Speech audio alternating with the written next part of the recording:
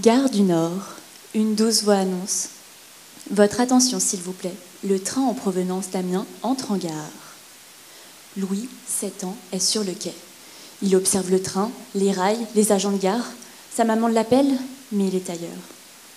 Absorbé par sa passion. Il y pense tout le temps. À la gare, dans sa chambre entourée de ses miniatures, et même en classe. Cette passion démesurée pour les trains, c'est ce qu'on appelle un intérêt spécifique. Car oui, Louis a un trouble du spectre de l'autisme, un TSA. Le TSA se manifeste par des difficultés dans la communication et les interactions sociales, mais aussi par des comportements restreints et répétitifs, comme ces fameux intérêts spécifiques. Ces centres d'intérêt se portent parfois même sur Minecraft ou les prothèses des années 20. Mais alors, comment les distinguer d'une passion ? Les passions ne sont pas des intérêts spécifiques, mais faire la différence n'est pas toujours facile.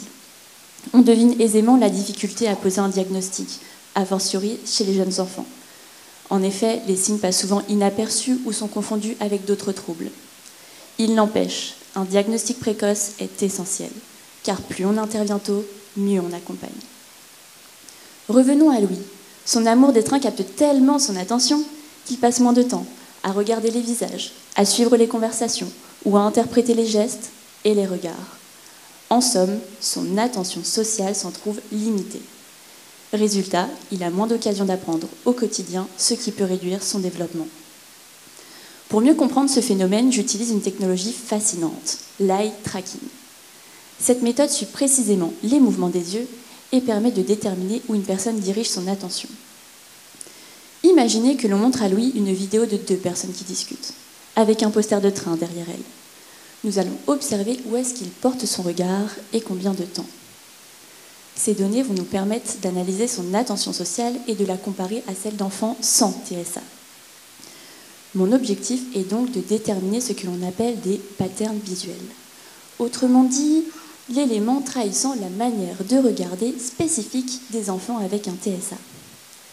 Ainsi, en identifiant ces marqueurs précocement, l'eye tracking pourrait devenir un nouvel outil d'aide au diagnostic du TSA.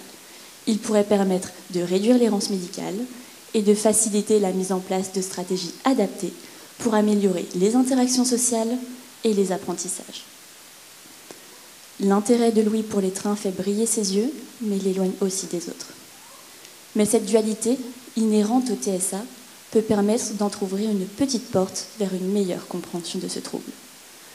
Pour y parvenir, il faut peut-être juste changer notre regard et reconnaître que nos yeux en disent parfois bien plus que nos mots.